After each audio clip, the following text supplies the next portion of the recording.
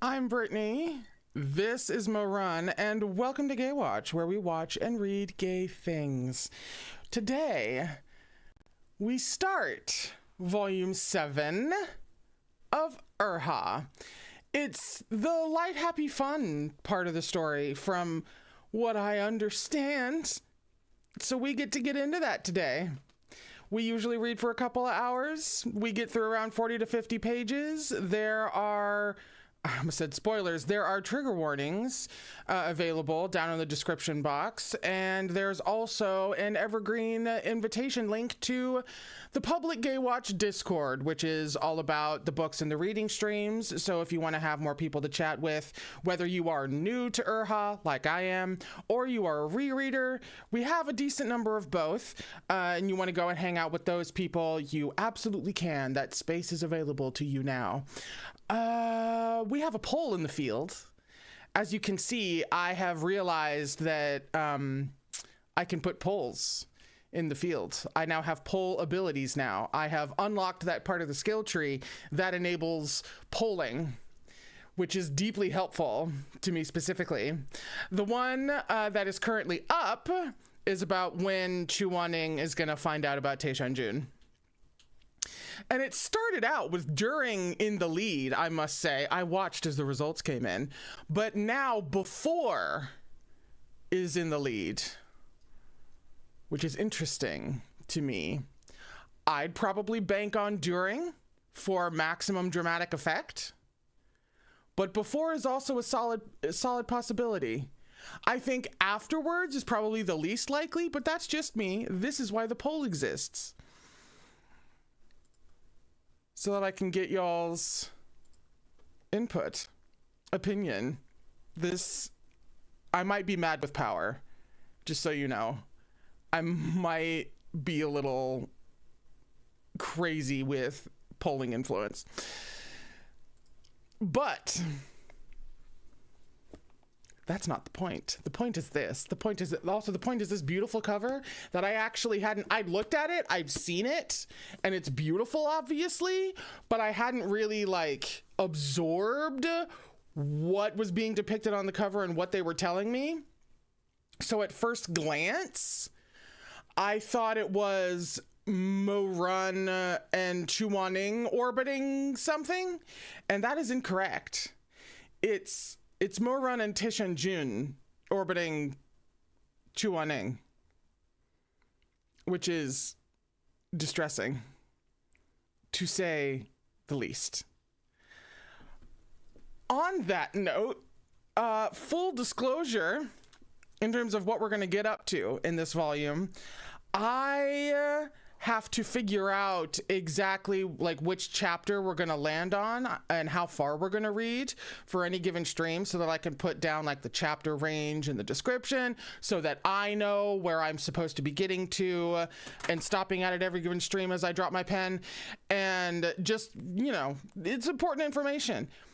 As a result, however, the chapter titles for Erha, while some of them are deliberately ambiguous or misleading, every now and then you get one that's really on the nose. And this is all to say that I accidentally glimpsed a chapter title as I was figuring out where to stop. So I know two spoilery things, one fairly minor, and then the other one is the time. And even something that I directly mentioned as a possibility. So that's unfortunate. That's an occupational hazard.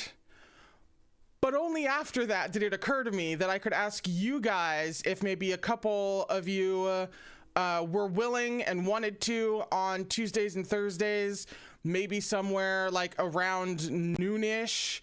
If a couple of people wanted to volunteer to figure out what a good chapter stopping point in 40 to 50 pages of any given volume is, and let me know, so that there's zero chance of me seeing chapter titles from here on out.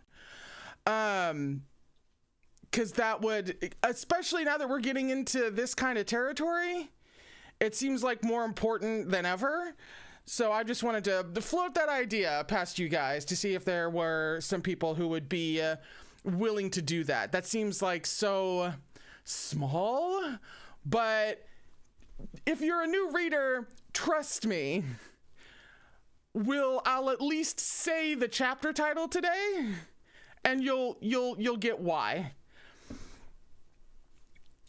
One last thing before we actually start reading. So sorry, the introductions before we start reading usually aren't this long, but it's the start of a new volume, and so there can kind of be a couple of things. Lastly, but certainly not least, I forgot to bring the actual book over here because I'm deeply ADHD. However, we are doing a giveaway of the first book in the Captive Prince trilogy. I technically have already given this volume away. However, international shipping being what it is, we could not figure out a way to actually get the book to her. So I still have a volume, and I am nothing if not a Captive Prince enabler. So if either you know what Captive Prince is and you have read it and you would like a copy, beautiful. Please leave a comment on this stream down below, not in the chat, in an actual comment, and say that you would like to be entered in the giveaway. If you have never read Captive Prince before and you would like to win book one just to have an excuse to read it, also drop a comment down below on this stream, but mention that you're a new reader and I will enter you twice in the drawing. I'm specifically driven to give this to someone who has not experienced it. I want to spread the Captive Prince love, as always. So that is starting. We won't do the drawing for another few streams so that I can let people enter should they want to for the next couple of weeks or so, and then we will draw. And I will announce that on stream as per usual. All right, all of that out of the way now. I'm sick. I'm also sober. I forgot to get alcohol for this. And I'm really gonna regret that, aren't I? Deeply so. So we're on page, it's usually 11. Hang on, it's usually page 11. Yes, I'm right. We are on page 11. For chapter 210, which is called Shizun's Only Allowed to Give Me a Handkerchief.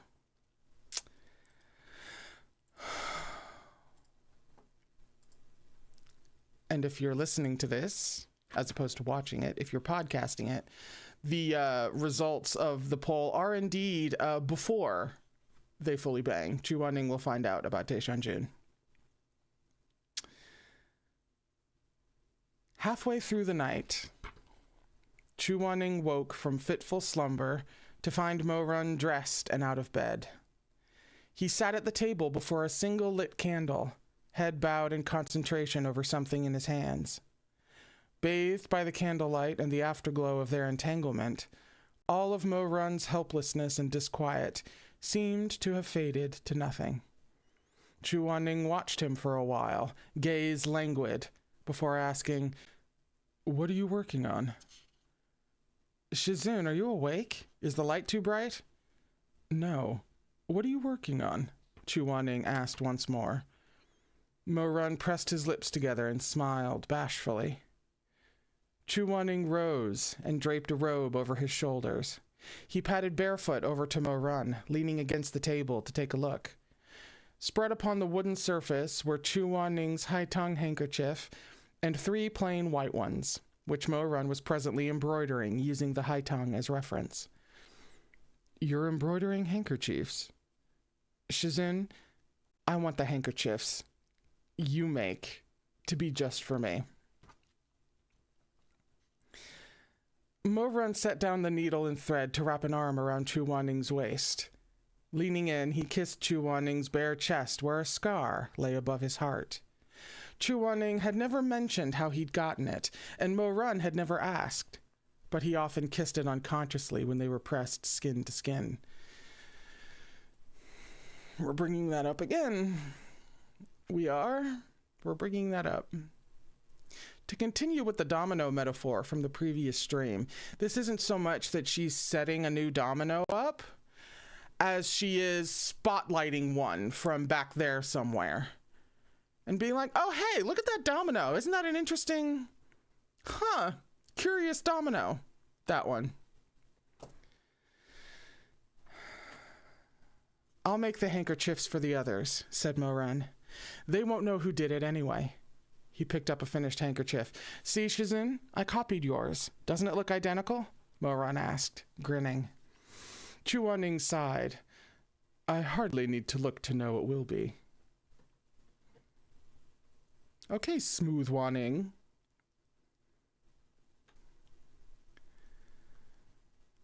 Did Moran have to be quite so possessive? Chuaning ran his fingers through Moran's hair. Moran tilted his head back in response, smiling up at him. The light of the candle was dim, and Moran's eyes were slightly bloodshot from strain, but the soft brilliance of his smile was undiminished. Is there still something on your mind? Chuaning asked. Moran blinked, then said softly, Not anymore. That's good. Let's just take things as they come. Moran seemed to be saying it to himself as well as Chuaning. Take things as they come. That was actually in the, I didn't repeat it on my own. That was in the book.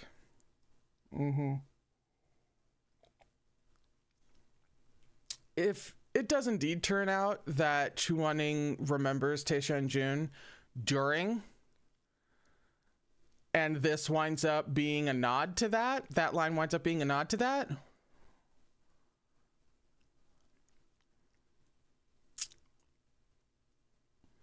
I'm already angry, and it hasn't even happened yet. Days like these were far too few. Moran was no god. He was a tiny, insignificant scrap of duckweed floating through the vast mortal world. Every person had selfish desires of their own. If one were to give a cup of water to a parched man and allow him a single sip, only to instruct him to pour the rest out and die of thirst, it would be an impossible task. Who in the world could bear to do it? Why not take one more sip of sweet dew, Moran thought to himself. If he were sent back to purgatory after today, at least he'd have this comfort. A reservoir of crystalline memories to soothe a lifetime of drought.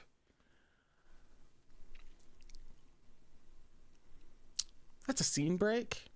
That's a particularly offensive one. What the hell? Just to recap, a reservoir of crystalline memories to soothe a lifetime of drought.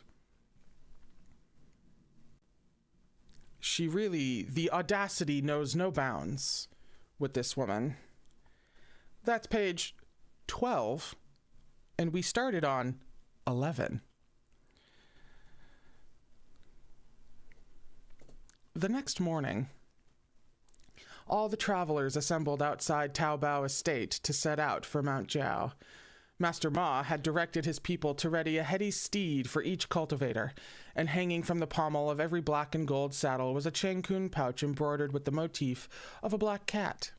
From atop his horse, Shuimeng took one glance at this pouch and wrinkled his nose, nauseated. He didn't expect to hear a soft chuckle from nearby. Ma Duangju's... Hello, why is that difficult to say? You'd think I'd be used to that by now.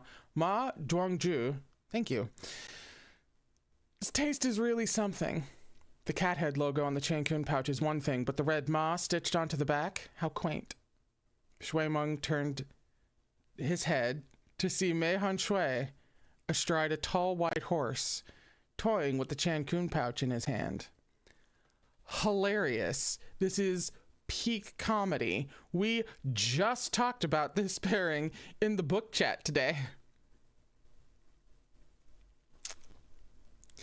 Whoever it was that brought that up, who brought it back? Whoever brought it up, raise your hand because you're winning already this stream. It was Henry! Of course it was Henry! Of course it was Henry! Henry! Fucking... God damn it, Henry. Jesus. The god of prophecy appears once again. Oh. He glanced up at Shui Meng, a touch of mirth in those eyes like pale jade. The teardrop ornament at his brow shimmered with a gentle light, painting a mesmerizing picture. Shui Meng rolled his eyes. Sleazeball. The sleazeball flashed a small smile, his eyes crinkling without a hint of anger. Shui Gongdra's looking rather peaked today. Missed your beauty sleep last night. I'm so fucking...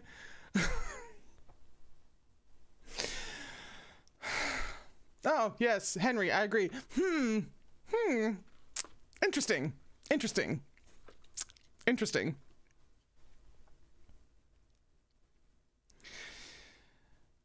Undeterred by Shui Meng's silence, Mei Han Shui continued. You have dark circles under your eyes and an inauspicious shadow between your brows. I've got some calming herbal ointment here that will help you sleep. Mei Han Shui, have you nothing better to do? Shui Meng had reached the limit of his endurance. He fumed. What are you doing over here with Xishang Peak? Did Tashui Palace kick you out? My Shizun sent me, Mei Han Shui replied, smile never faltering. I've brought the concealed weapons your dad asked for today. Then you'd better drop them and get lost. Mei Han Shui agreed cheerfully, getting lost in just a minute. Shui Meng could only stare.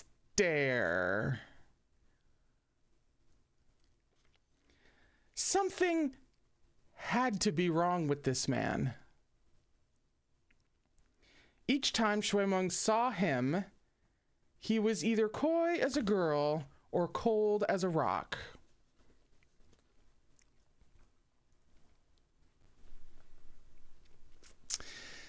He'd been aloof when Shui Meng had run into him at Rufeng Sect, putting Shui Meng down with terse jibes. Yet now he was playing the gentleman and turning the other cheek. Shui Meng could hardly stand to look at him. Tugging on the reins, he turned back once more to glare at the exceedingly handsome man mounted beside him. I'm sorry. This is absurd. This is absurd. Henry, this is absurd.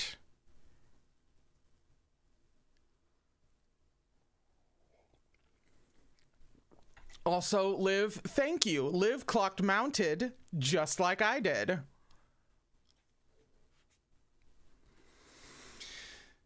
Seriously, Mei Han Shui, do you have a problem with me?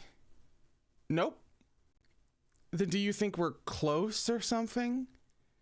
Mei Han Shui laughed without answering, his limpid eyes flecked with light.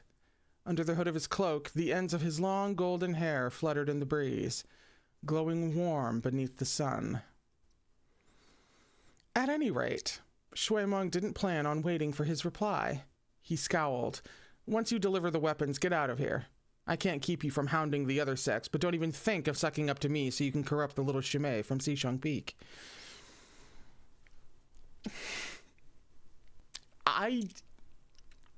Dare I say?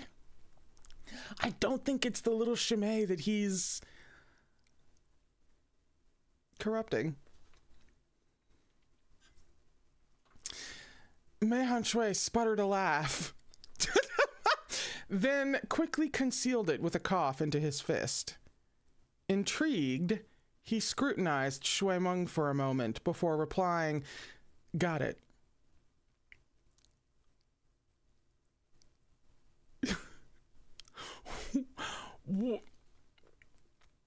The silver bell on his pale wrist tinkled softly in the wind as he turned his horse away.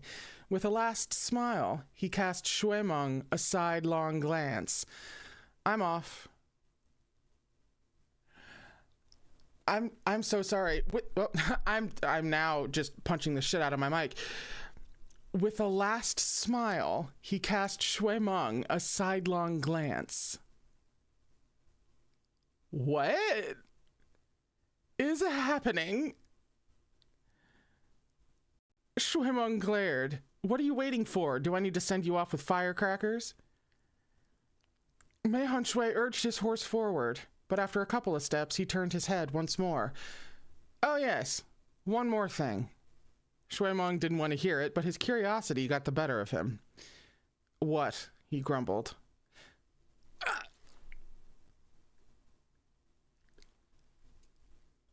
Mei Shui smirked. He brought one long, fair finger to the corner of his lips, looking every bit the rogue as he laughed. You're so saucy today.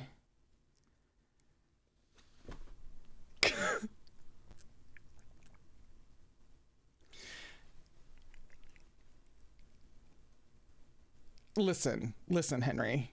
Listen. Look at me. Look me in the eye, Henry. You need to be studied. Okay? We need a controlled scientific experiment about your ability to shape reality. Okay? We need to get you in a lab respectfully and non-painfully so that scientists can figure out what the fuck comes out of your mouth.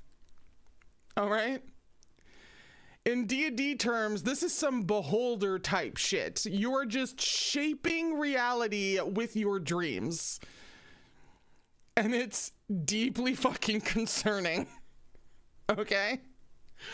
We, as the human race, need to suss out what is happening with you.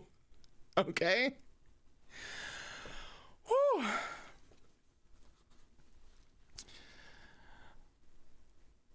Shui Meng's face went an alarming shade of green. You... Overcome with disgust, he sputtered without managing a single word more. At this point, the sect leaders were shouting orders to assemble in preparation for their departure. Mei Shui grinned and waved to Shui Meng as he dug his heels into his mount and rode off. By the time Mo Run brought his horse up next to Shui Meng, their visitor had vanished into the crowd. All he saw was Shui Meng in a state of such fury he was clutching his chest and gagging. Did you eat something bad? Mo Run asked in alarm. Not yet. Don't talk to me right now. I got served a steaming pile of shit first thing in the fucking morning. Fasting does make you hungry, but surely not so hungry you'd eat a pile of shit. Fuck off! Shui Meng shoved him a run in the chest, sending both him and the horse stumbling back. He looked angry enough to ascend as he roared, red-faced, into the distance.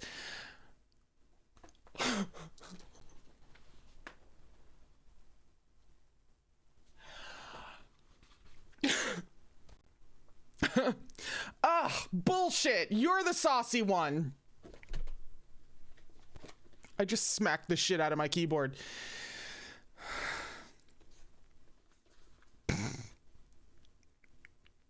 Oh, no. Excuse me. This was an incorrect reading. Ugh, bullshit. You're the fucking saucy one. It's an important expletive. A load-bearing expletive, you might say.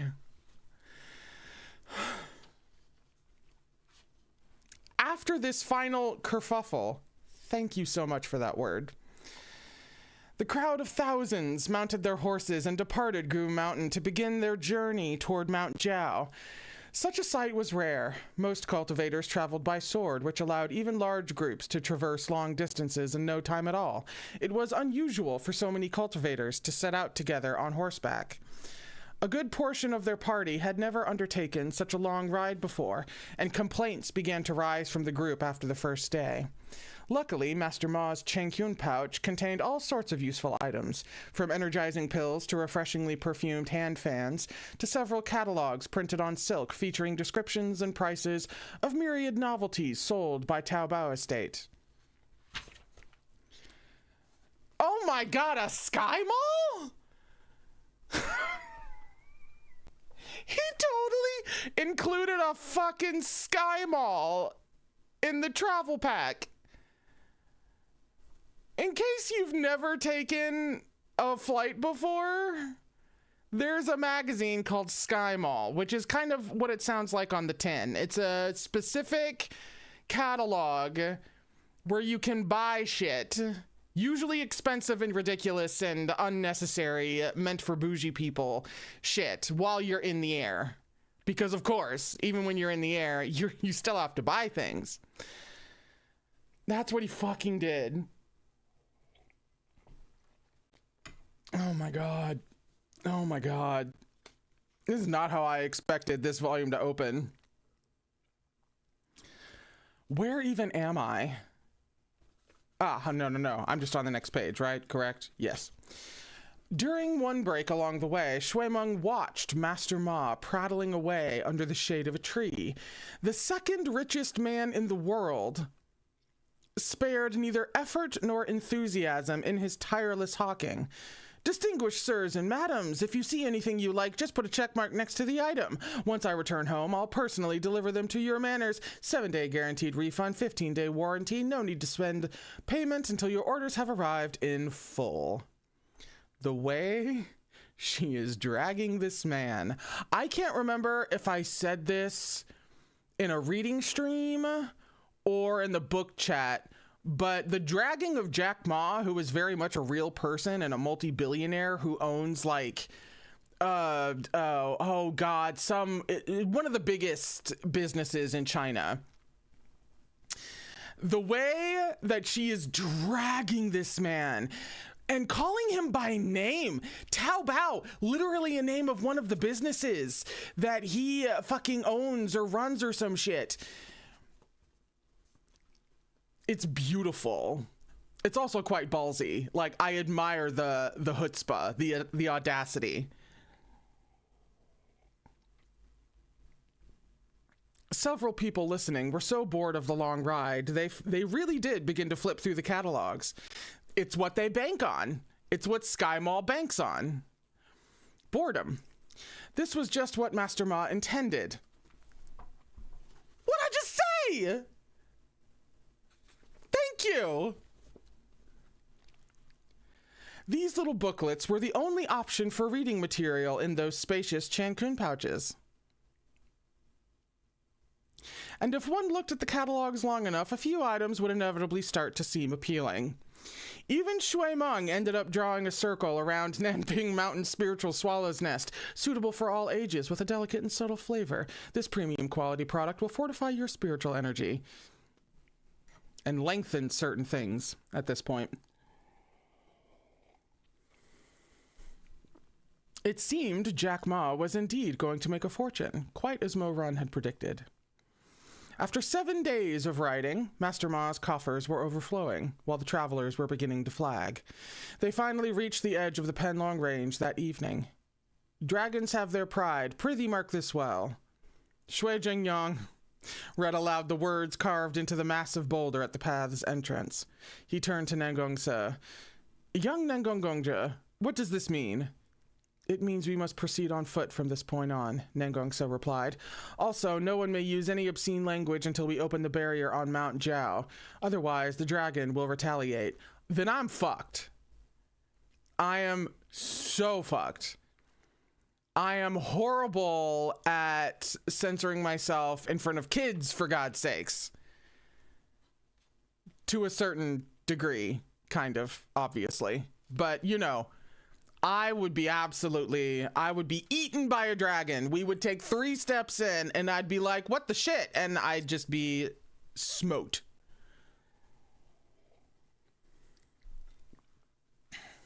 The sect leaders wasted no time relaying Nangongse's grave warning to their subordinates. Each sect had their own method of transmitting messages. The leader of Tashui Palace blew into a jade flute that she drew from her sash, while Master Shuangjing rang a silver bell. Jiangshi didn't move a muscle. Instead, it was Hua Binan who waved a hand and summoned a dark cloud from his sleeve. Only upon closer examination did they see that this cloud was not smoke, but thousands of tiny insects that buzzed over to the ear of every Guyueya disciple. The sight repulsed Shui Meng. Hanlon the Sage is such a weirdo, he remarked. Do you think he's covered in bugs? A thought occurred to him, and he turned to Chimay. Wait, didn't you study on Rainbell Isle? Huabanan didn't rub off on you or anything, did he? You'd better not whip out a swarm of bugs, too. I swear I couldn't take it. You would think that after the experience with insects that we have had, that this would be more alarming. How close are we looking at these bugs?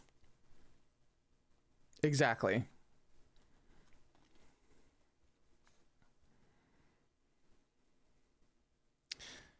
Chimay turned and smiled after a beat.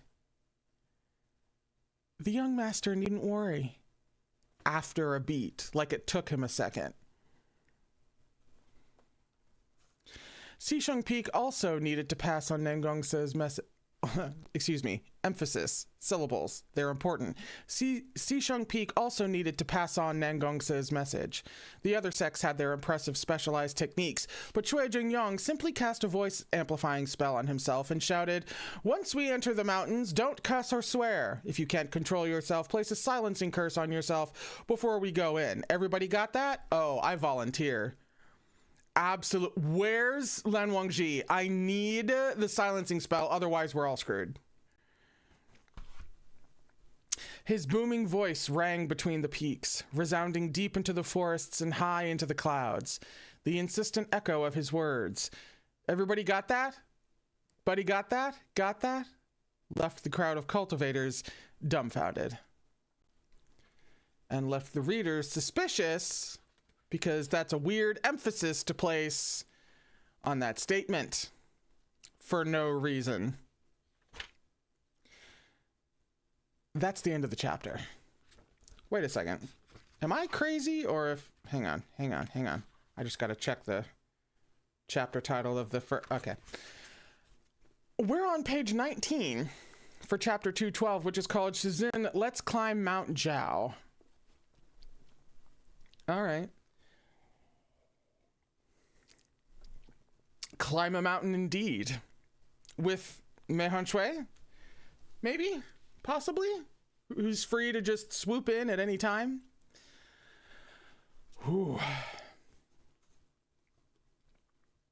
You know what's funny? About swearing, which this is probably not the first stream you've seen from me, so you know how often I swear, so you know that I'm being deadly serious when I say that I'd be absolutely fucking screwed without some kind of silencing spell. But what's funny is that reminded me of the time, I forget which video it was, but somebody commented on a video of mine about my swearing in a very like self-righteous, you know, we don't need to say all that blah blah blah, like swear less kind of thing. Honey, no. Also, who do you think you are? It's just so funny how the people who don't like swearing then have to impose their please don't swear on to other people. It's just wild. It's just simply wild. But no, I very much would not make it out of this cave in a world without magic, so I can't literally silence myself. Maybe I could, like, you know, tie fabric, just render myself mute. I'm just not allowed to speak in this cave at all.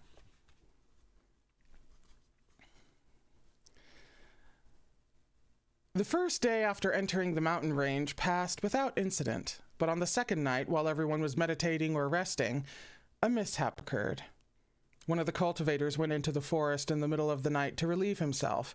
As he was emptying his bladder, he felt an itch on his leg and looked down to see an enormous mosquito perched on his thigh, swollen with blood. He crushed the mosquito with a quick slap, then added, out of habit, "Fuck off, goddamn bloodsucker." Me. Ominous rustling rose from the forest around him.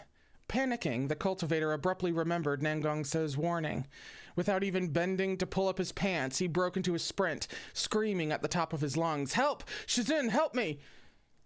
This cultivator was a disciple of Jiangdong Hall and one of Huang Xiaoyue's attendants. His desperate shout was like a boulder crashing into a still pool, sending up massive waves. The travelers roused from their slumber to see the terrified Jiangdong Hall cultivator hurtling toward them from out of the trees. He was simultaneously sprinting and sobbing, "Ass! Ass out! Dick swinging!" I would once again like to thank not just Meat Bun, but also the translators. Oh, wow.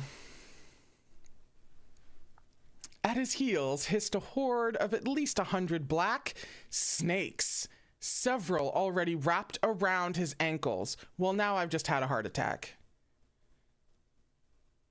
My disciple. I love that. My disciple, Huang Xiaoyue gasped. "Don't go over there," Nangongsa cried. The disciple wailed as he ran, but more and more snakes slithered over him. Oh. Finally, he stumbled and toppled to the ground. "Shizun!" he howled. "Shizun, save me!" Huang Xiaoyue was about to rush to him when Nangongsa spoke up. "Those snakes are made from the evil dragon's whiskers." Whiskers? Whiskers. No.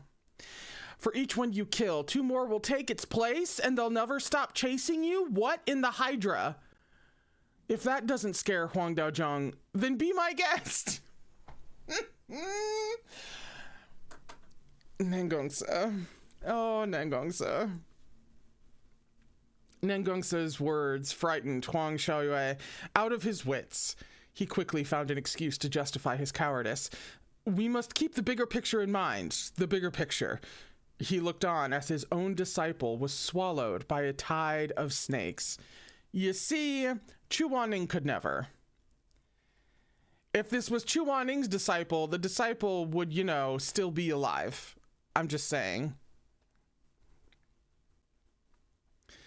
The man writhed in anguish as they pulled him down, covering him until all that was left was a black mass that sank slowly but surely into the earth. As the roiling snakes dispersed, all that remained was a pool of blood, without a scrap of bone or gristle. After that, no one uttered a single unnecessary word during the last day of the journey. Everyone understood that the more they spoke, the more likely they were to slip up.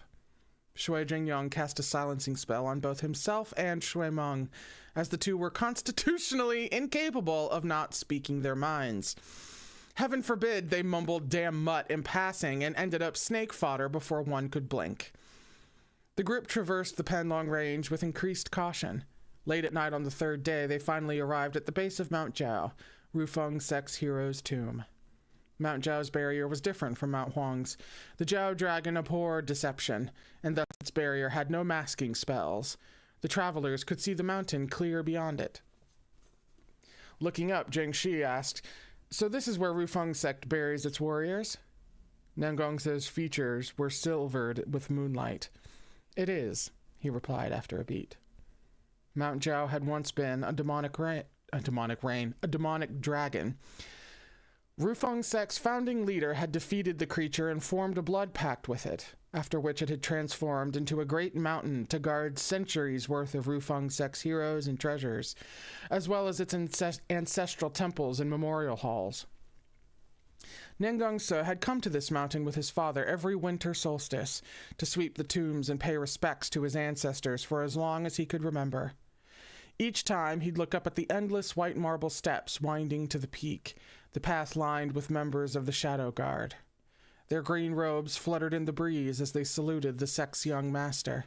His ears would ring faintly with the calls of the kneeling crowd as he made his way to the top.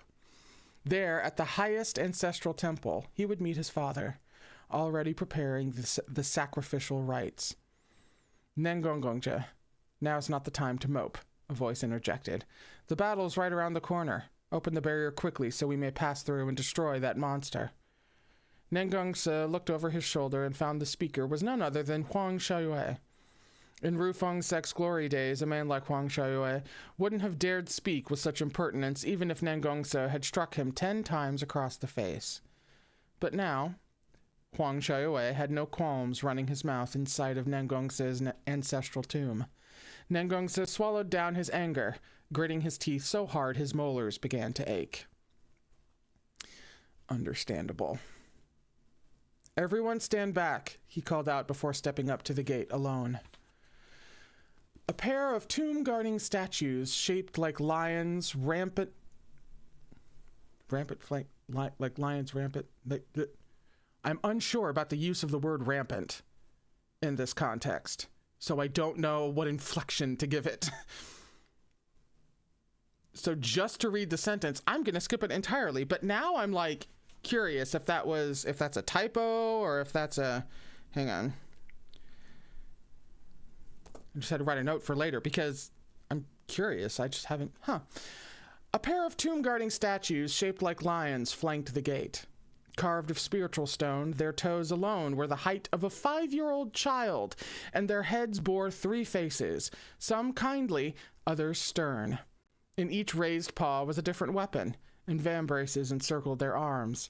Such tomb guardians usually featured bulging, alert eyes, but strangely, the eyes of all these statues were closed and their brows knit. It was a disconcerting sight.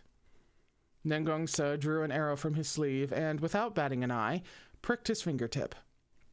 He sketched a spell array on the statues in his own blood, then intoned, "I, Nengongsa, of Rufeng Sect's 7th generation of descendants, pay my respects." An earth-shaking rumble answered. "The statue!" some naive soul among the onlookers exclaimed. "Its eyes are open!" Mo-Run looked up from within the crowd.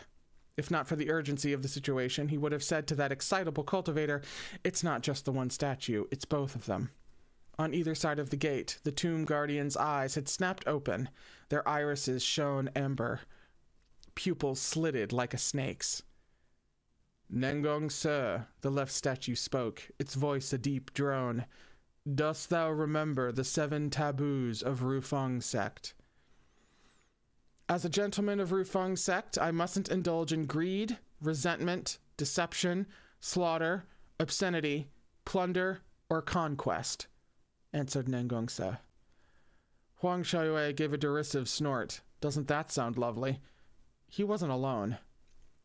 Many in the crowd were silently considering that, given the present state of Rufeng Sect, these 7 so-called taboos were truly ironic. The right statue spoke next, its voice like an echo through the ages. "Nengongsa, above are the omniscient heavens, below are the boundless yellow springs. As thou wanderst the land, dost thou carry guilt in thy heart?" "I carry no guilt in my heart." Nengongsa had memorized these replies in his youth. Every member of the Nengong family, without exception, must answer these 2 questions before they could enter the hero's tomb. Rufeng Sect's founder had instituted them in the hope his descendants would recall their ancestors' teachings and self-reflect when they came to pay their respects on the mountain. At that moment, Nengongsa couldn't help wondering. In all those years his father had come here offering sacrifices and honoring his ancestors, had he never felt the slightest twinge of emotion, the slightest trace of regret? Or had he merely treated this question and answer sequence as a lock and key, a method to open the barrier, and nothing more? In front of him, the barrier dissolved. The 2 lions rumbled to life, each bending a knee in a sluggish genuflection. "We humbly invite our master to pass." Nengongsa stood for a moment, facing away from the crowd. No one, not even Yo Wangshi, could see his expression. Now Baizhen whimpered plaintively from his quiver, clinging to the mouth with snow-white paws. "Let's go," Nengongsa said at last, and stepped over the boundary of Mount Jiao. Shui Jingyong lifted his silencing spell. "Do we still have to mind our language here?" "There's no need," replied Nengongsa. "That only applies to the Penlong range. It's meant to keep out any who wish harm on Rufeng Sect. By this point, the Jiao has determined that those climbing the mountain aren't enemies, so it no longer matters what you say." "Only enemies swear?" Despite his explanation, the group remained on edge, understandably, as they followed Nengongsa up the mountain in silence. I mean, I see a tangle of snakes reduce a man to a pool of blood, I'm passing out. But when I come around, I'm not speaking until I'm literally back at home.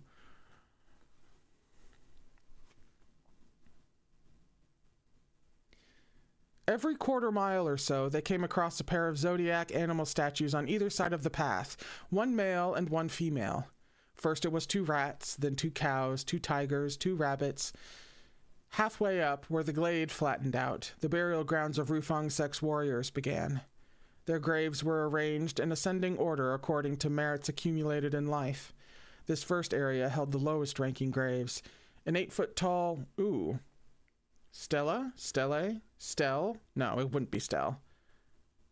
I'm going to go with Stella? But I'm going to have to look that up. It's Stele. An 8-foot stela of radiant white jade stood before them. The words "Faithful Souls" carved at the top and countless names recorded beneath. "I heard all the servants of the Nangong family are buried here," Shuimeng whispered to Mo Run. "Thousands of them, if not more." He wasn't wrong. The slope was dotted with graves as far as the eye could see. "If all these thousands of servants are reanimated, what will we do?" Shimei asked anxiously. "The Nangong family's servants are all capable. They'd put up a good fight." Shuimeng clapped a hand over Shimei's mouth. "Shh, are you crazy? Quick, take it back. Don't jinx us." "Too late for that," Mo Run said gloomily. "Hey, where are you going, you damn mutt?" Mo Run didn't answer. Taking swift strides, he broke from the crowd and approached one of the gravestones. He dropped to one knee and carefully looked it over. Rufang Sek's hero's tomb was no ordinary graveyard. There were no burial mounds. The coffins were carved from translucent jade and resembled thick blocks of ice. Only the bottoms were buried in the earth, while the upper halves remained visible above ground. The burial grounds resembled nothing so much as a row of ornamental jade belts, glimmering in the moonlight. This sort of icy jade was of the same sort as the coffins Xisheng Peak used in Frost Sky Hall. It prevented bodies from decaying, preserving them as they were in life. Mo Run lowered his head and carefully examined the coffin before him. No burial grounds were kept fastidiously clean, and there was a thick layer of dust on the coffin. Through it, Mo Run could make out the blurry outlines of the corpse's face. Although the features were muddled, based on the corpse's figure, it looked to be a woman. Mo Run tore his gaze away from her and looked over the outside of the coffin once more. Something about it unsettled him, but what, he couldn't say. He glanced around. No one was watching. He pressed a palm to the coffin, closed his eyes, and probed the flow of spiritual energy. His hand spasmed. Mo Run's eyes flew open, his face pale. Dark energy was present in this coffin, but only faintly. There was no trace of Zhenlong Chess. Had he been mistaken?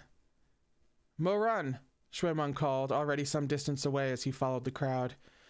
"Just a moment," Mo Run muttered under his breath.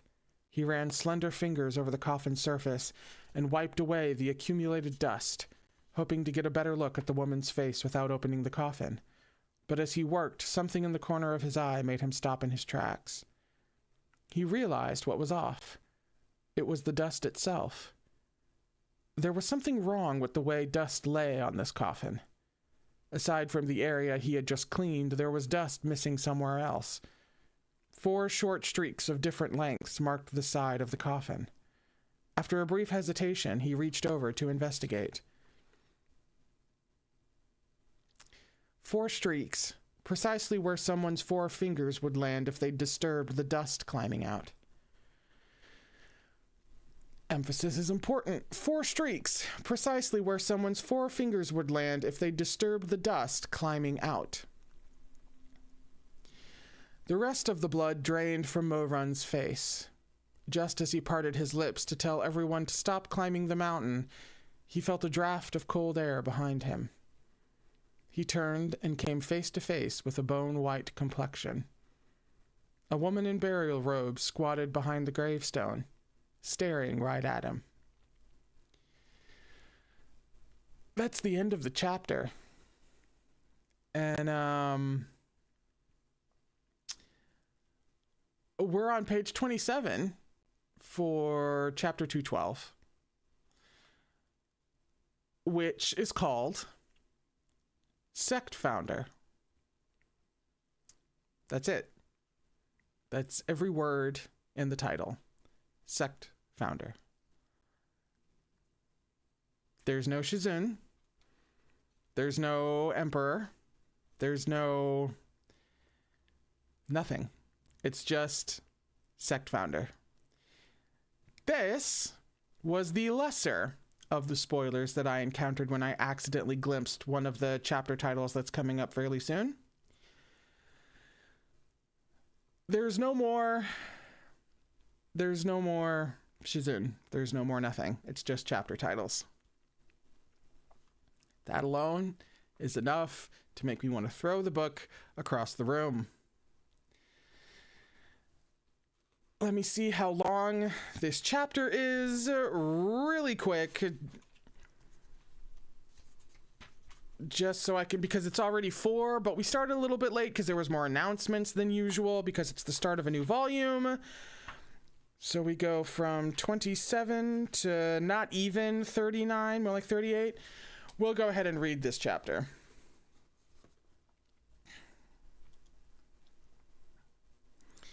Before we take the break. Everybody stop! Retreat! Retreat to the bottom of the mountain! His sudden shout caught the crowd off guard.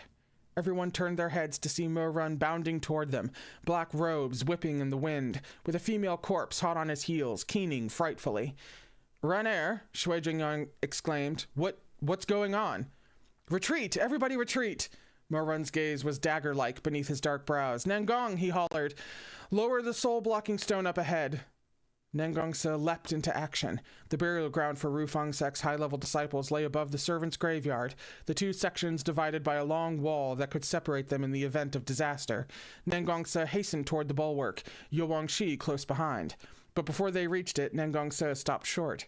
Above them, a group was slowly descending the mountain path, figures garbed in green robes emblazoned with white cranes, silk ribbons fluttering in the wind. At first glance, they looked like a battalion of Rufang disciples, valiant and spirited in bearing, as though Rufang sect had never been annihilated. But Nangongsa and Yuwangshi knew it wasn't so. These disciples were unlike any they had seen in one important respect. Their eyes were obscured by a green ribbon embroidered with cranes. A minor detail, but one everyone in the Nangong family understood. This ribbon was not worn by any living person. Before interring every Rufang disciple, the sect leader bestowed this ribbon as a burial item. It symbolized an auspicious afterlife, in which cranes would carry their soul to everlasting paradise. The disciples coming down the mountain were Rufang sect's walking dead. Nangongsa took a step back, instinctively lifting an arm to block Yuwangshi from moving forward. Go back, he murmured without looking at her. Yuwangshi didn't answer. Go back, we're running out of time. Tell Mo Zongsha. Nangongsa took a deep breath. His voice trembled when he continued. Rufang sect's high-level disciples have already been reanimated. They're making their way down the mountain. What about you? I'll hold them off. Hurry. Nangongsa turned his face a fraction. Tell them to retreat to the bottom of the mountain. Once everyone's there, set off a signal firework. I'll come down right away. Yuwangshi bit her lip. The situation left no room for error. All she could do was untie her own quiver and toss it to Nangongsa. Take these. You never bring enough. By the time she sped back down the slope, a fierce battle was unfolding. The previously hidden corpses of Rufang servants clambered out of coffins and emerged from behind gravestones like a swarm of attacking locusts. In their white burial clothes, they resembled an avalanche pummeling the riotous crowd of cultivators. It made for a dramatic sight, but at a terrible cost. The graves of Mount Jiao were transformed into a killing field, the air choked with the desperate cries of cultivators. Yuwangshi glanced into a few coffins that had been cracked open with spiritual energy. The clothes inside had been arranged in the approximate shape of a body. Her Yifu was treacherous indeed. He had staged a peaceful burial ground of faithful souls, when in truth he'd long roused the corpses and hidden them away. He only had to wait for the unsuspecting crowd to climb high enough before mobilizing his revenants, attacking from both upslope and down. He had cast a net, and the fish had swum right in. "Mo Zongsha," Yuangshi cried out, spying Mo Run in the melee. Mo Run was fighting 5 corpses at once. He whipped around anxiously. "How are things?" Before he could finish, he saw Yuangshi's face. It was all the answer he needed. Mo Run cursed under his breath as one of the revenants bit into the flesh of his arm. Unable to throw it off, he reached into its mouth and tore out its tongue.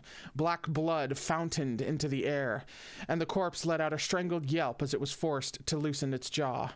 Mo Run rammed his elbow into the creature's chest, sending it crashing to the ground. His black eyes were terrifyingly bright, his face severe. Yuangshi shuddered as he turned his gaze upon her. Still, she gathered herself and called, "Also wants everyone to retreat with all speed and wait for him at the bottom of the mountain." Mo Run nodded. His magically amplified voice echoed across the chaotic battleground. "Stop fighting and head down the mountain. Everyone, retreat to the base of the mountain." There's something in D&D that's called thaumaturgy, and it lets you amplify your voice in addition to a couple other things, and it's very underrated, exactly for moments like this. So in case you're a D&D nerd and you've always been like, thaumaturgy, this is why it's important, by the way. "We've already prepared for an all-out battle with Shu Shuanglin," Huang Xiaoye fretted. "These corpses here are exactly as we expected. How can we turn back now?" Is there a single word that has ever come from this man's mouth that's been of any actual help or value to anyone ever? Just as birds would die for food, so men would die for riches. If Huang Xiaoyue wanted to make a sprint for the mountaintop just to get his hands on the treasures in Ru Fengsek's ancestral temple a little sooner, that was the old geezer's prerogative. Mo Run ignored him, raising his voice to repeat, "Everyone, head down the mountain if you don't want to die. Immediately. Go now." The Revenant servants weren't all that strong, but they were certainly more capable than the hapless commoners on Mount Huang and terrifying in their sheer numbers. They surged up without pause, heedless of pain or injury. By the time the crowd made it back down the mountain, a dozen cultivators had perished on the slope. Despite his protests, Huang Xiaoyue retreated with the rest. "We're shocked! We're surprised! This is the plot twist that has been coming all along." As I throw my brush on the floor. He knew full well he lacked the strength to fight his way to the top alone, but he still huffed through his mustache and snorted, "Mo Zongsha, what do you call this? You were the one who said we should come to Mount Jiao, yet now you're telling us to retreat without a fight. If you're so clever, what are we supposed to do now? How about you take the lead and we can all cower behind your back?" In his past life, a useless graybeard like this wouldn't have been worthy of carrying a pair of shoes for Emperor Taishanjun. He wouldn't have even bothered to kill him for fear of dirtying his hands. But in this life, Mo Run hadn't become a dark overlord, but a forthright Zongsha. Only due to this did he refrain from backhanding Huang Xiaoyue across the face in front of the crowd, instead turning a deaf ear to his jibes. I feel like you can still be a forthright Zongsha while backhanding a useless asshole. Is that just me? Is that pointing out maybe the tinges of gray in my morality a little bit? Maybe. Am I ashamed? No. Huang Xiaoyue had taken a deep breath to keep blathering on when he caught sight of a dark mass rushing toward them. Nengongsa rushed forward like a mountain gale astride Now Baijin, who had recovered his full-grown Fey Wolf form, as hundreds of reanimated Rufeng disciples streamed after them in pursuit. Huang Xiaoyue started in fright. "We're done for, it's a trap!" Mo Run narrowed his eyes. At least the old fart finally realized this much. Perhaps he wasn't hopelessly stupid.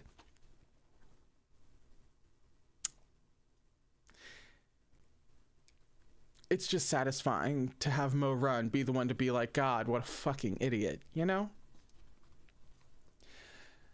"Nengongsa," Huang Xiaoyue continued, "you've got some guts, rallying this Rufeng riffraff on Mount Jiao. Are you planning to attack your fellow sects?" Never mind. Mo Run was at a loss for words. Nangongso was pressed low to Now Baijin's back, the Fey Wolf swift as an arrow. They quickly left the revenants in the dust. Only then did Huang Xiaoyue realize he had misread the situation. Rather than apologize, he glared at the mop of encroaching corpses, eyes bulging and throat bobbing. Nangongso rushed into the midst of the cultivators and leapt from his Fey Wolf's back. He thrust the extra quiver into Yu Wangshi's hands. There are still some arrows left, he panted. Take them for now. Take everyone with you and retreat. Yu Wangshi had relaxed at his first words, only to grow tense again with his last. Her head snapped up to stare at him. What are you going to do? Don't worry. Don't worry? Don't worry. Don't worry. All right. As they spoke, Huang Xiaoyue watched the crowd of powerful Rufeng disciples draw ever closer, his palms growing clammy at the thought of battling these centuries-old warriors. He turned and snarled, Nangongso, you shameless little shit, just like your father. Why'd you lead these freaks right toward us, so we can slay your enemies for you? Can we backhand him now? While Nangongso remained silent, Huang Xiaoyue's anger compounded. Very well. I've seen through... Hang on. I've seen through your schemes now. Are you sure? If you can see through a scheme, then you're just looking through glass, right? It can't be anything terribly opaque. He said, voice quavering. You were afraid you couldn't make it to the top alone to claim the treasures your old man left behind, so you goaded the rest of us into climbing this godforsaken mountain to fight the corpses for you. Nangongso, your evil intentions are clear to everyone here. All right, Hector Projector. You see, the thing is that shitty people assume that everybody else is shitty. So their motivations are no more or less worse than everybody else's, right? Resulting in thought processes like this.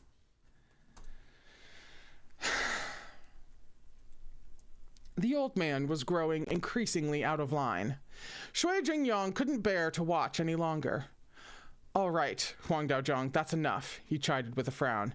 Enough? I've just gotten started. Huang Xiaoyue thought little of the lower cultivation realm. You don't say. In calmer circumstances, he might have shown Shui Jingyong a bare modicum of respect, but he had no patience for feigned politeness now. He jabbed a finger toward Nangongse. A black-hearted little son of a bitch. To think you'd exploit these distinguished cultivators to clear your way. The nerve of you. Nangongse blinked, unsure how to respond. But Huang Xiaoyue still wasn't done. If you'd crawled off and died, it'd have been a fitting apology to the world, he raged. Instead, you insist on climbing out of a mountain of corpses and dragging those abominations over to us. You... The crisp sound of a slap rang out over the mountainside. Yu Wangshi. Never anything but decorous.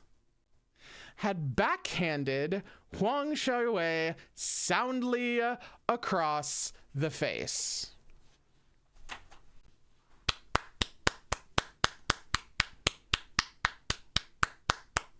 Thank you. Thank you. MVP, everybody. Thank you so much.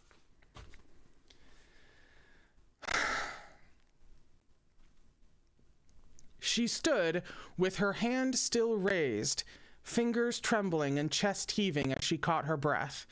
She stared at the man, sprawled out on the ground, with fierce eyes. You bastard, she spat hoarsely.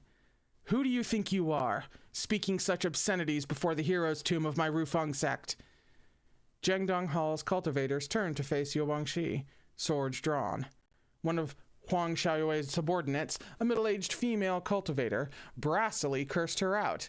You freak of nature, you dare strike your elder? You're the bastard here, disgusting Rufeng bitch. The woman rushed at Yu Wangshi. Mo Run had already started forward to intervene when he heard a whip crack through the air. Wreathed in golden light, Chu Wanning stepped out from the crowd holding Tian Wen, his phoenix eyes narrowed in anger. Turning his back to Yu Wangshi, he faced the group from Jiangdong Hall. I've said it before. He spoke each word deliberately, so the whole crowd could hear. Nengong Se is my disciple. If you refuse to defer to Tianyin Pavilion's investigation, you may come to me with your grievances. Whether you intend to speak about justice or speak with your fists. In the ensuing silence, he finished, I will happily answer in kind.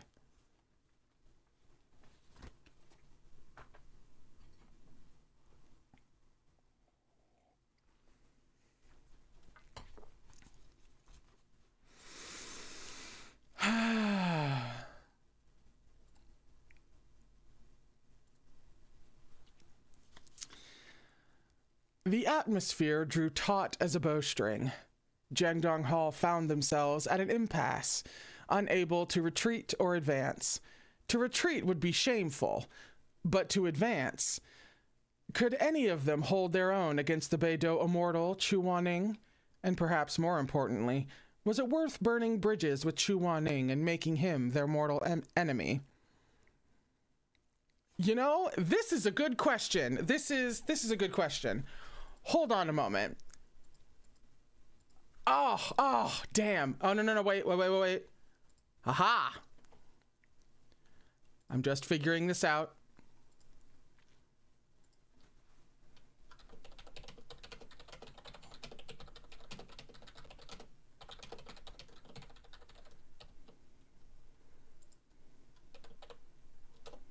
One moment, please. New ability. There we are. Curious, very curious about the results of this.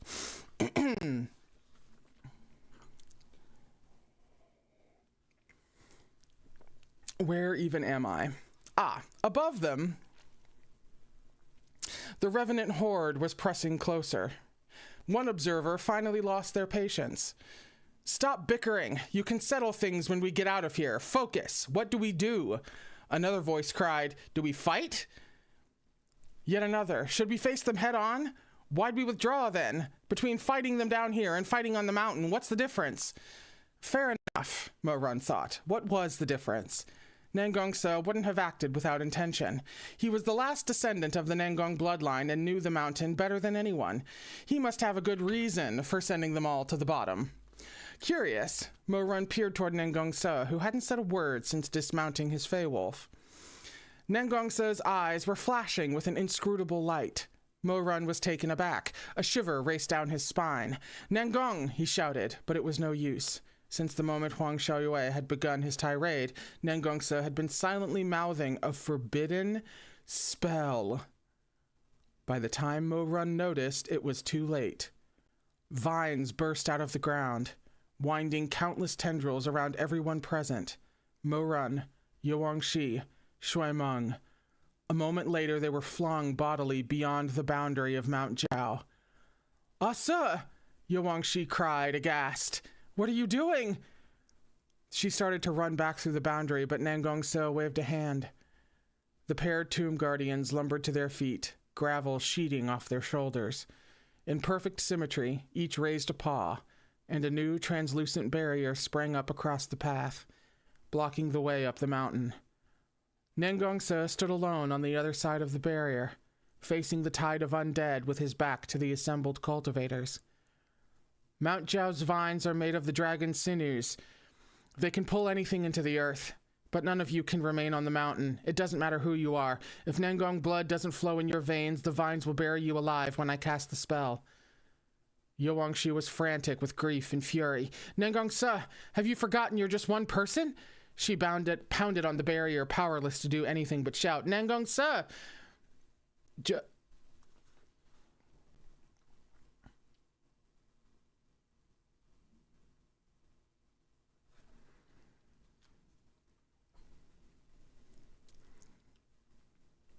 Just one person. Nangong Se turned his face a fraction. Aren't you still with me? Yuang Shi stared at him, dumbstruck. As though the thought had just occurred to him, Nangong Se beamed. It was the first time such a brilliant smile had lit his features since Rufong's sect burned. That fiery, prideful smile brought a bygone vitality back to his face, his eyes dancing like spirited horses given their heads. Just as he had in that first training illusion with Yuangshi long ago. He glanced over his shoulder, raised his sword, and laughed. Girls really are useless. In the end, I'm still the one protecting you. He turned and strode toward the seething mass of corpses. 1, 2, 3 steps. He stopped. Nangongso plunged his sword into the dirt. Untying the gauze bandage from his hand, he swiped it down the length of the sword. Bright blood welled up, running down the groove and seeping into the rich earth of Mount Jiao. His eyes were cool and fearless, his gaze fixed steadily ahead. In the eyes of Mo Run, watching from the other side of the barrier, his silhouette seemed to overlap with that of Yuangshi making her last stand in the past life. They merged, becoming one figure, indivisible.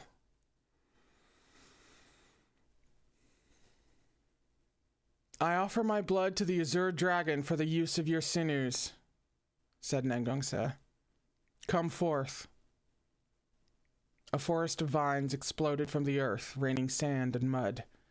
Unlike those that had thrown the cultivators through the barrier, these were a vivid scarlet and barren of leaves or tendrils, like thick blood vessels rising from the heart of the mountain. In an instant, they ensnared each and every Genlong chess-controlled corpse. Sweat beaded on Nangongse's forehead, and the hand that rested on the sword shook slightly. Summoning thousands of vines sapped his spiritual energy at a rapid pace. Tendons strained as his wounds from Mount Huang burst open on the back of his hand, soaking the ground with blood. Face ashen, he gave the final command in a quavering voice. Bury them. Thousands of vines began to drag the corpses into the ground, but the revenants weren't about to go without a fight. They thrashed against their bonds, howling and screaming. The dragon's sinews were animated with Nangongse's spiritual energy. As the horde of undead fought him, Nangongse was forced to funnel more energy into the vines and pour more blood into the dirt. Unless he bolstered the strength of the vines, they couldn't pull the bodies underground. The revenants' ankles disappeared, then their calves, their thighs. The teeming undead craned their necks and screeched, spittle dripping from their lips. Nangongse panted for breath. They were buried up to their thighs, but only their thighs. He could feel his spiritual energy was nearly spent, but the corpses weren't yet buried. They still writhed furiously, trying to brace their hands on the ground to pull free. Just a bit more. Their waists. They had to be buried to their waists at least. Only then could he let the cultivators through the barrier.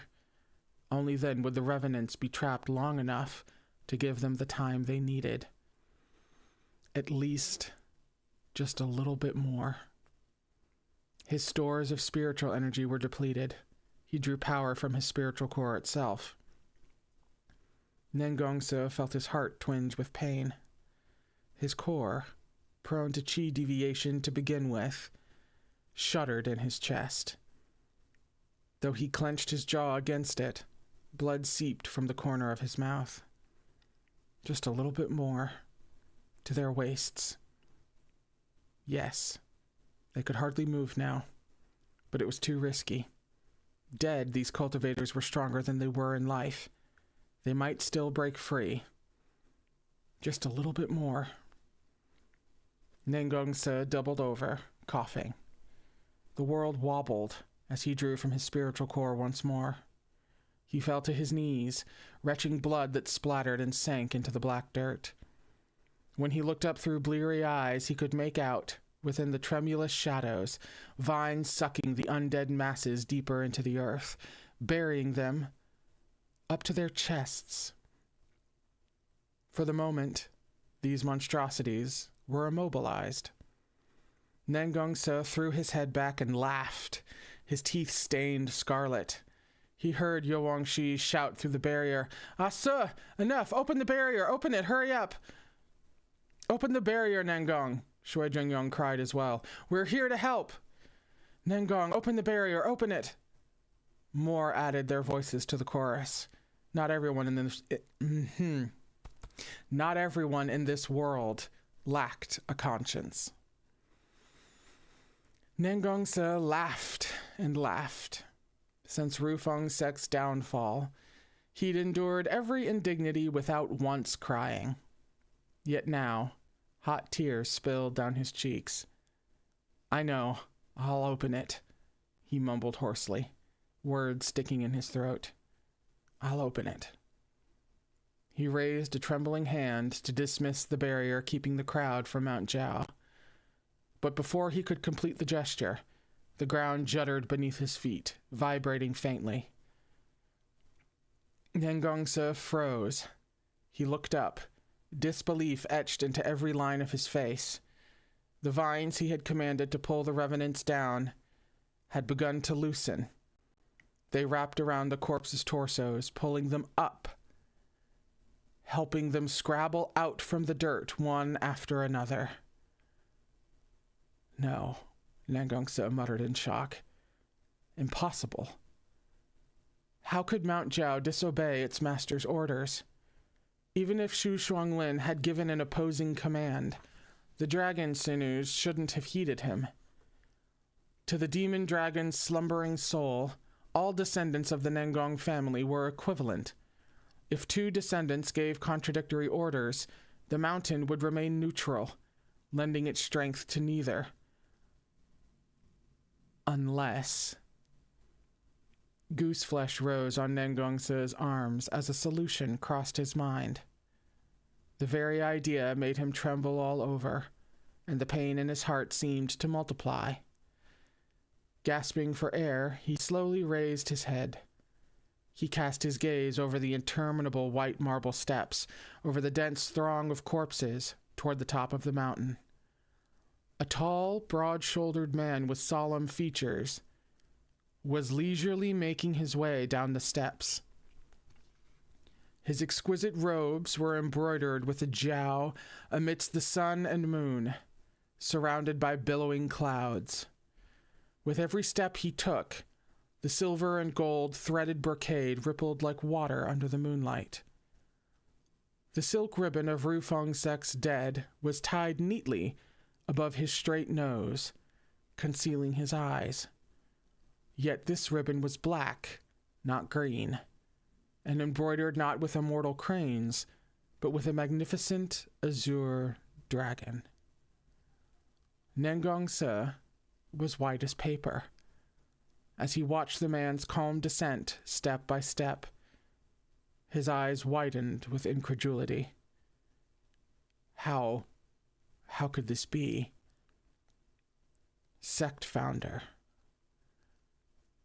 The moon streamed through the leaves of the forest to illuminate the man's chiseled, gallant face.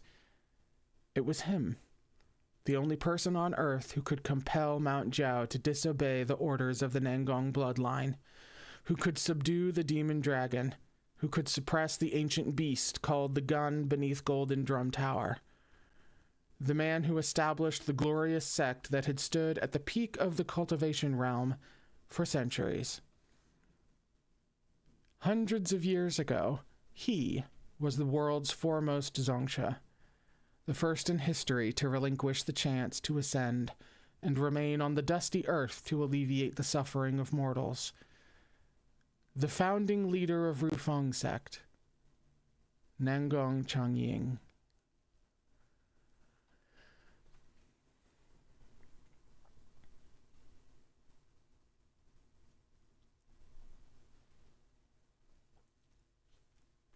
It's the end of the chapter.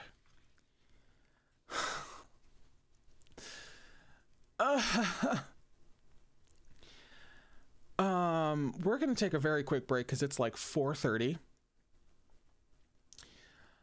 But we'll be on page 41 for chapter 213, which is called deathmatch. So look forward to that. Where the heck is the bookmark? There we go. I'll try to make this as short as possible. Let's just take a moment to disassociate in the new Gaywatch break room, which I have lovingly nicknamed the Queer Cabin. So I'll be right back then, I suppose. I'm gonna go breathe and get some more tea. I'll be right back.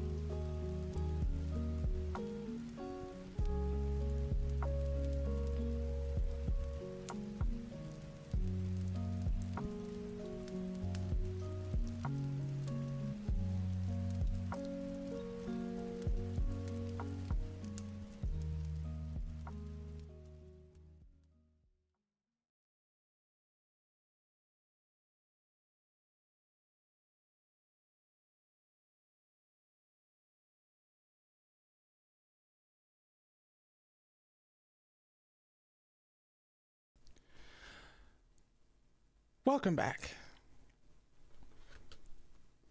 We're on page 41. It's called 213. Which is called 213. No, we're on page 41 for chapter 213, which is called Death March. I'm fine. This is fine. This is great. Where the heck are you guys? There you are.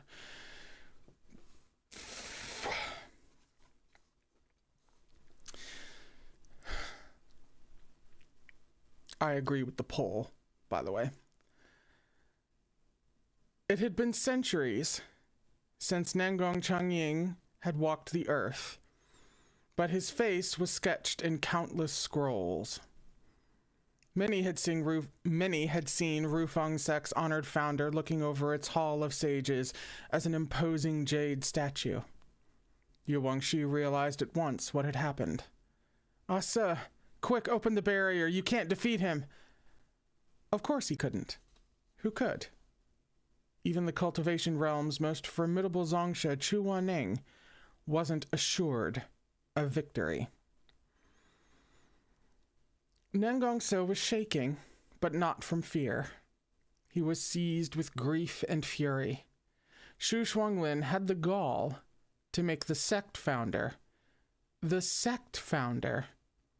into a Zhenlong chess piece. He was insane. Truly, he must have lost his mind. This was their ancestor, the very soul and lifeblood of Rufeng sect.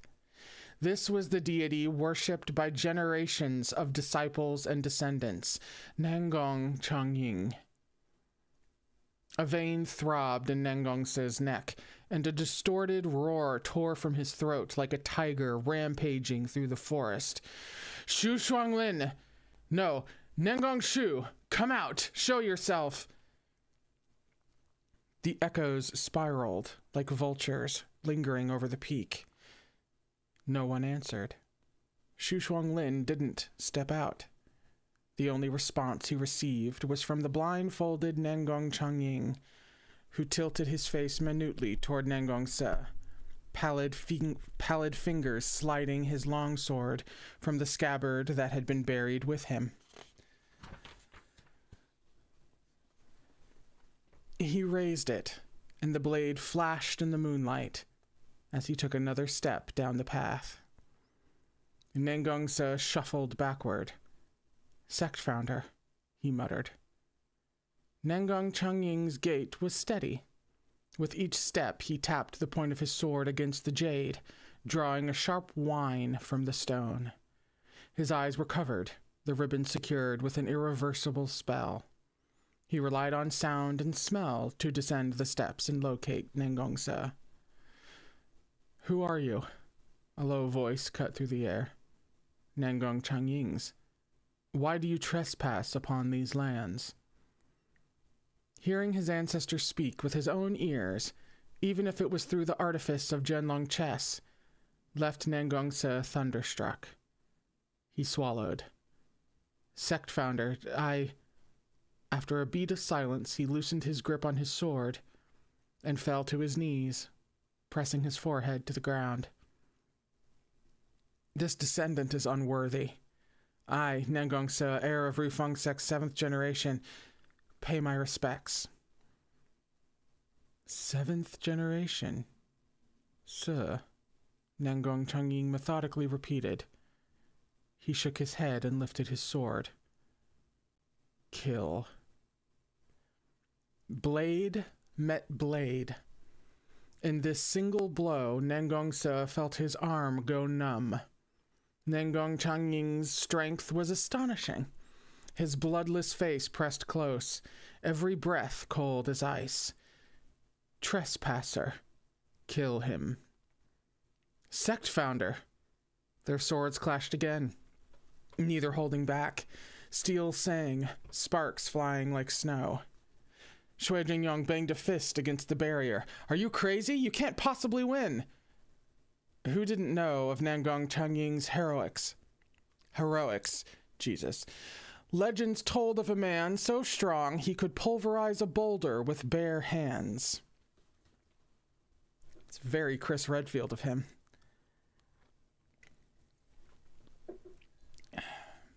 Resident Evil people know what I'm talking about.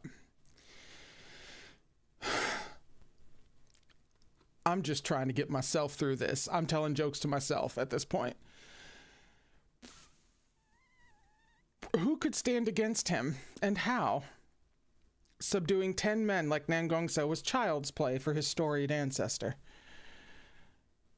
Nangongsa's mind was a vast and utter blank. Never could he have anticipated facing the forefather of Rufeng sect here, at Mount Jiao. Their opening exchange sent him flying a dozen feet backward. If it weren't for the scrape of his blade against the ground arresting his momentum, he might have found himself sprawling in the weeds. Nangong Changying lifted his long sword and took a ponderous step closer. Voice low, he repeated his earlier command. Kill. Downslope, Shui Jingyang was furiously pummeling the translucent barrier. Jiang Shi was frowned wordlessly, lips pressed into a thin line. Master Ma had opted to cover his eyes, letting slip feeble wails of distress from time to time. Even now, she's just gonna jab him. This is truly iconic behavior.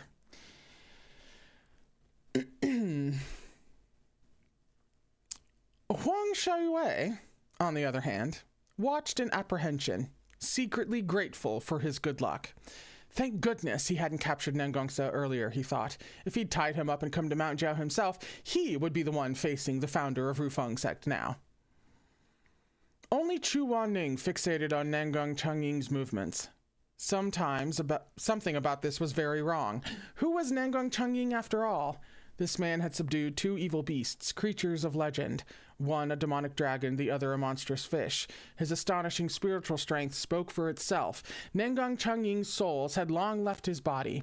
All that remained on the earth was an empty shell. Though there were many techniques he would no longer be able to use, his raw combat abilities should have been undiminished. But Nangong Changying's combat abilities were also near mythic. On an island not far from Flying Flower Isle in the East Sea, there was a lake Rufeng sect had left as a show of might. It was not particularly large and devoid of interesting scenery. One could stroll around the pool in less than an hour. But everyone knew this lake had originally not been a body of water, but a small hill. When Nangong Changying had battled the gun, the colossal fish had taken refuge behind it. Nangong Changying had rained several dozen punches upon the hill in quick succession. Though it had risen 100 yards above its surrounds, his last blow fractured it, and it collapsed in on itself. What remained was a crater that gradually filled with rainwater, creating the present-day lake. Chu Wanning didn't doubt Nangongsa's abilities. But if the stories were true, as soon as Nangong Changying and Nangongsa crossed blades, Nangongsa should have been sent flying 100 feet away, with no chance of getting back on his feet. This corpse was too suspicious. Like a snow-bright dagger, Chu Wanning's piercing gaze scraped over every inch of Nangong Changying's physique. After a moment, his eyes locked on Nangong Changying's sword arm. Realization bloomed like a firework going off in his mind. He knew what was wrong. What the heck kind of sick-ass, twisted, sadistic motherfucking writer can even make you anxious about seemingly good news? Oh, this founder guy should have completely turned Nangongsa into a stain on the carpet a long time ago from the opening move. He's weaker. Good news? No, probably not.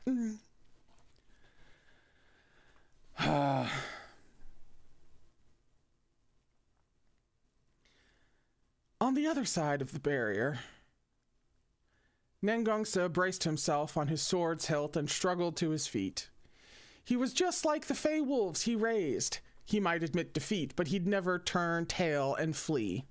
He swiped blood from his lips with his sleeve. As he readied himself to charge again, he heard a familiar voice.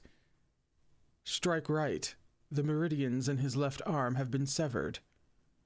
Chuzongsha? Don't get distracted.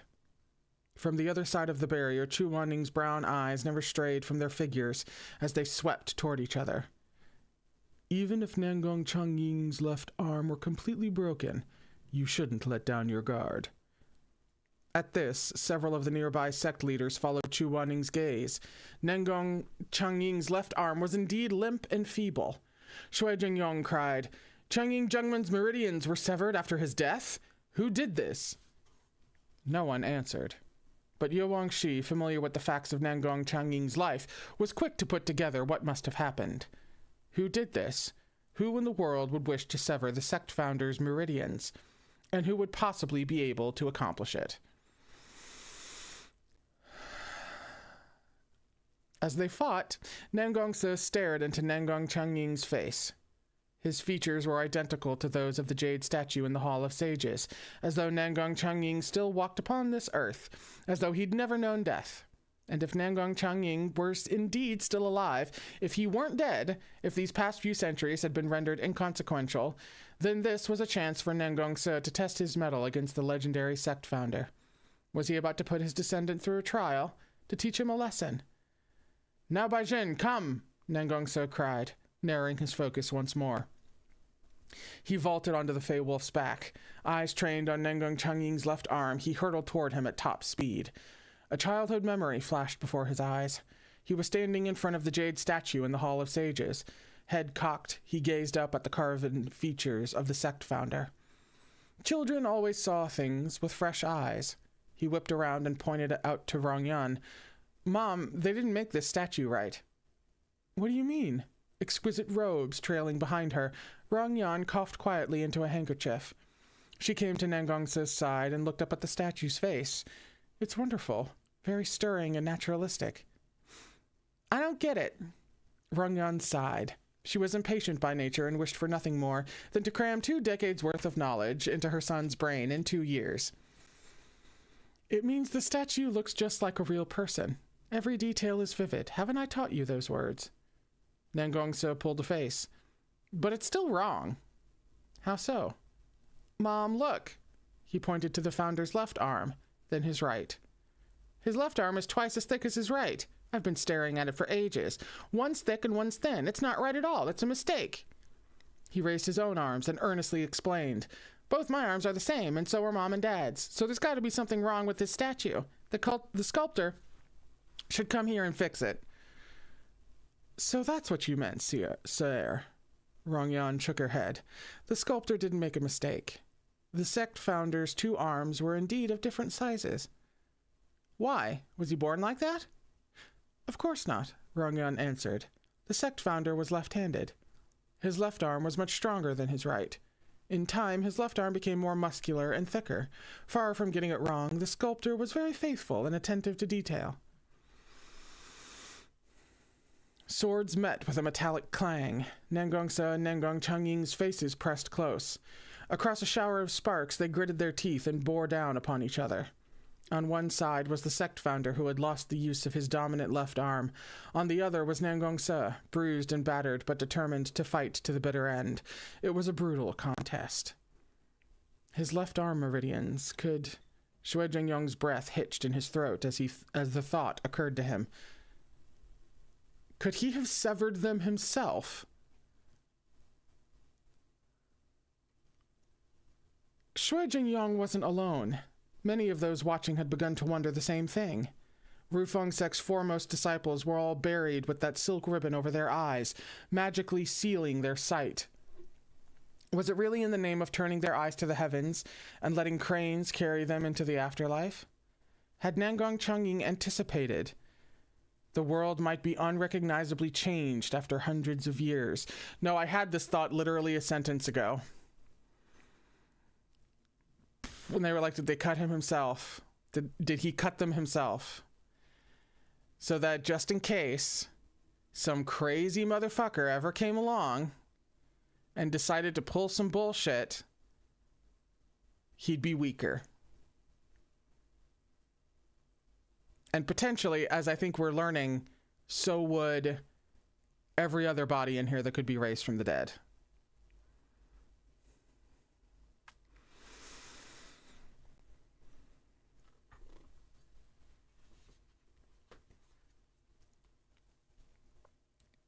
Perhaps When he established Rufeng sect, he had already anticipated the day of its downfall. He had mandated each disciple's eyes be covered so no one could harness their power to bring harm to the mortal realm.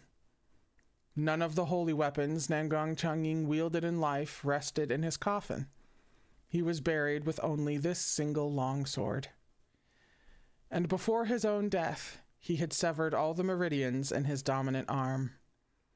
This way, even if some villain one day bent his body toward nefarious ends, they would never be able to access his full martial strength.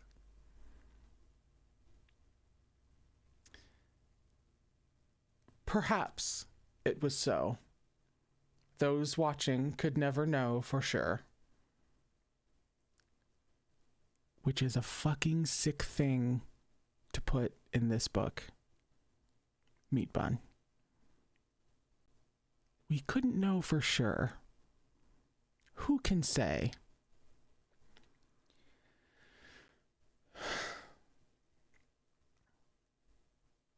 They exchanged several dozen more furious blows. Nangongsa glimpsed a frown flitting across the sect founder's face. Nangongsa, he muttered. 7th generation. Outside the barrier, Mo-Run studied all of Nangong Changying's movements with rapt attention. He was the former Emperor Taishan-jun. His observations were different from those of the cultivators who'd kept ever to the straight and narrow. He immediately noted signs only a skilled practitioner of Zhenlong chess would grasp. To Mo-Run, Nangong Changying's corpse was distinct from every other on the mountain. It was obvious the sect founder had mounted a desperate struggle, trying to recover his awareness. This had been one of Mo-Run's biggest worries back then. Though the Zhenlong chess formation was one of the 3 great forbidden techniques, no spell was perfect. If someone made into a pawn had an extremely strong will, the spellcaster would need to suppress it with a continuous flow of spiritual energy. And if the caster's spiritual energy was insufficient, they would lose control of the pawn, often violently.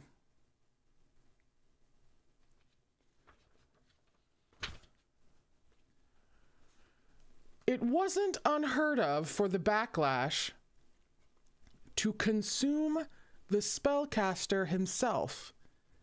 Many practitioners of Zhenlong chess throughout history had thus either wasted away from terrible illness or perished abruptly, their meridians blown apart.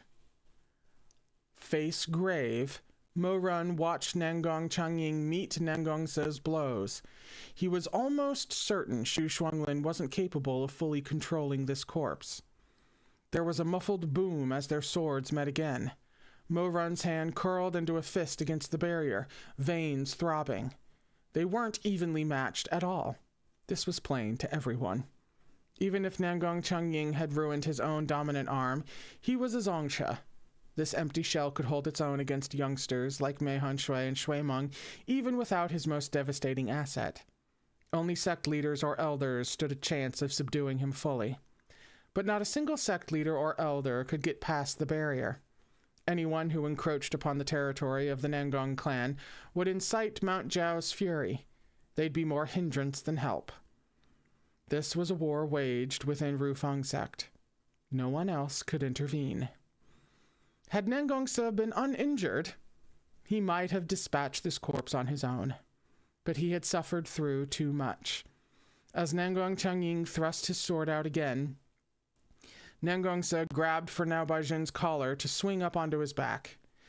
It should have been an easy move, but the wounds on his hand were bleeding profusely. The collar slipped from his grasp.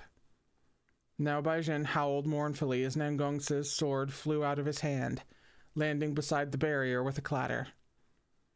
Mo-Run stared down at the blade streaked with blood from Nangongsa's palm. "Ah, sir, stop! Come to safety! We'll find another way!" Yuangshi cried, pleading with him without cease. Yuangshi was only human.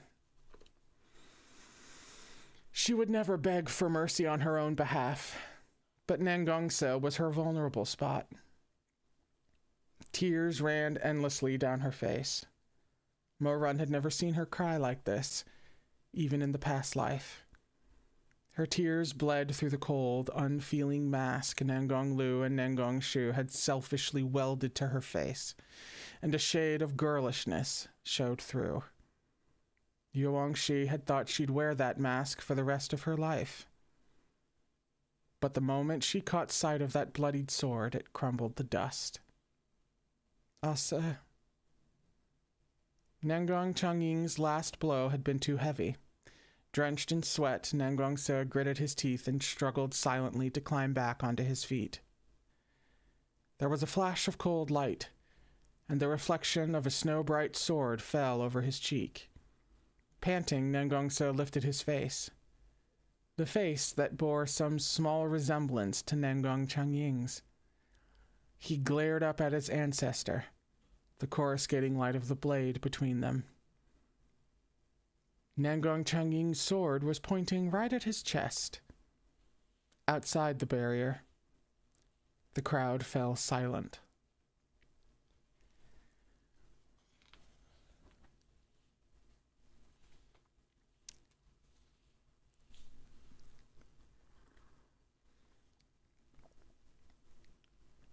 It's the end of the chapter.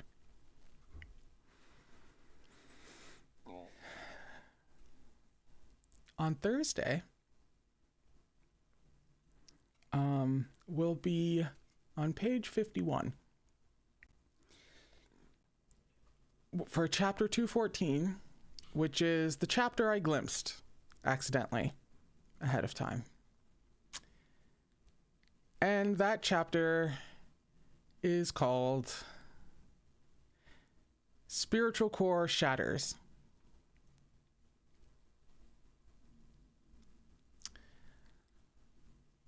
I will be bringing alcohol on Thursday.